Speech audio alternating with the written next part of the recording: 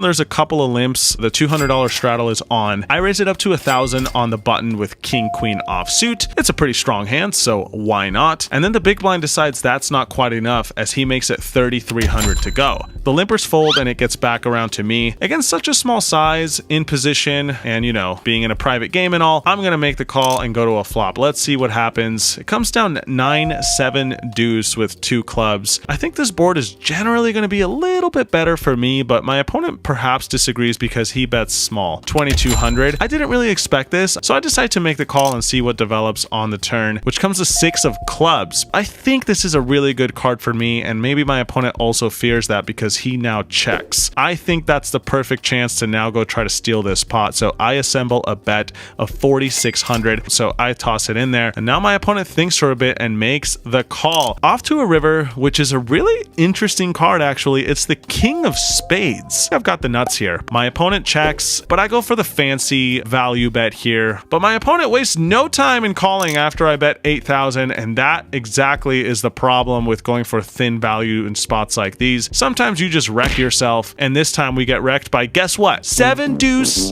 offsuit. That's right.